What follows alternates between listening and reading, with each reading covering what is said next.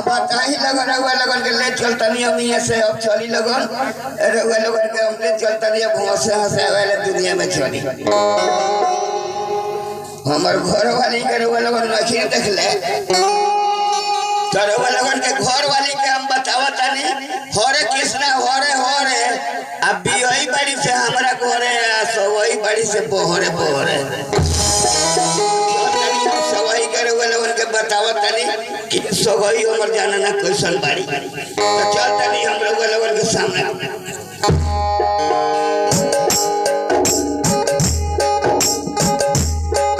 देखिए कि हमारे शादी में कितने दिन हो गए लेकिन हम सुना तनी कि हमार मालिक काम करे जाके मतिहारी लेकिन आज अभी तक ले हमार मालिक ना आए इतना दिन का भइल का न गई। अच्छा ठीक बा हम इंतजार करते रही अगर ना गए लो तो आज ओकरा से बात भी ना करे हम आज तो घर में हुए रहे आ ना तो हम ही रहे। ठीक बा हम चल के देखत नहीं ए हमरा मरद के देखला अरे मास्टर जी कहाँ कथे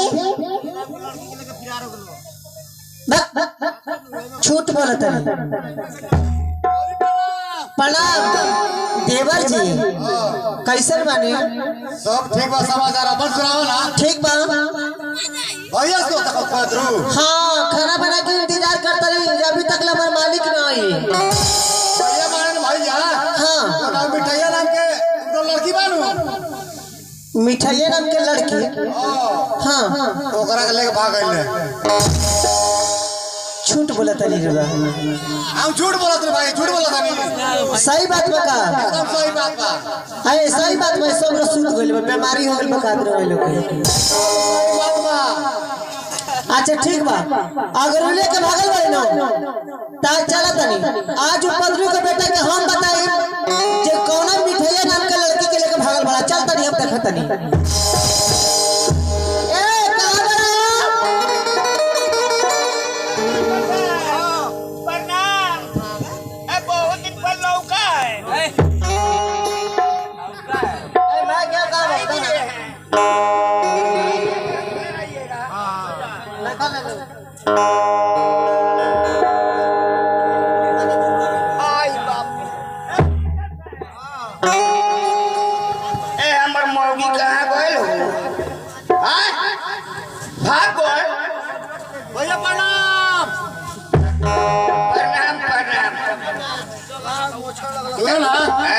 हमर घर वाली कने घर वाली हां जनो को बडुआ नाम के पिकअप पे ड्राइवर बानू ओकरा के लेके भाग गइल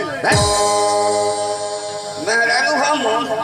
रे भाग गइल हम देखने जात तो ओई देखिए ई फाक के प्यार हमरा के धइले बा ओकरो के प्यार धइले बा कहानी वो घर छोड़ के भागल फिर किया। अच्छा चलो तनी हम खोले कहां गइल भई हो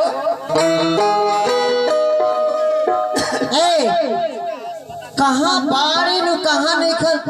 हम कब से खोजत नहीं ए देखनी हमरा मरद के बुझे तो उतरा लाखों मार दिल बका दिल अच्छा खनिया लगा आय कोइली हो टेम्पो के ड्राइवर के लेके भाग दिया। आज चलो तनी हम आज टेम्पो के ड्राइवर भेटा जाइए तो उनका के छेरुआ करब उनका के छेरुआ करब आ मेहरारू के मुआए और गवाह लोग के बनवाए चल तनी कहां भेटा तारी कहां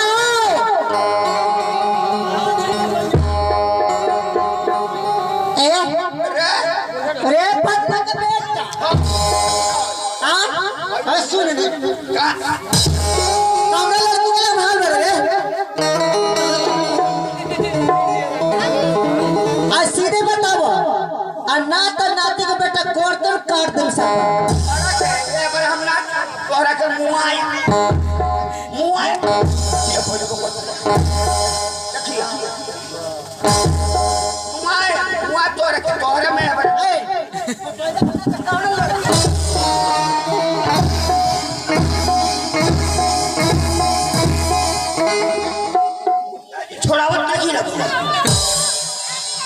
करे यही जरूर लगन बानी हम ठोकुआ लगा पिटा गई। ए बताओ जो तू कौन लड़की के लेके भागल पड़े ई बताओ कि कौन टेम्पो के ड्राइवर के लेके तू भागल पड़े। आज सरौ टेम्पो के ड्राइवर भट्टा जाता है। अच्छा तो अगर बिना छेड़ुआ पहले बाकी रहा। ये बताबो कौन मिठाई नाम के लड़की है उस सौतन के छोटा उठा ले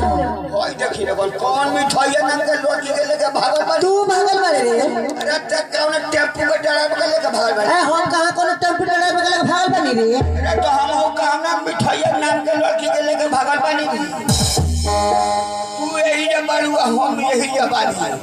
तो हम का भागल का हमारी सारे वो कहां भी है हाँ वो कहाँ भी है हमरा किया कहाँ कौन वाल बा हमरा कौन को लेके भागल बनी। तो हम कहां कोनो टेम्पो के ड्राइवर के लेके भागल बनी। तो बताओ ई कौन कौन खरे हमरे से और हरी जी बारे नो नेपाल वाला उहे कहले ए भौजी भौजी हो अरे कहां पर हो अरे तू ए जे खड़ा कर बनू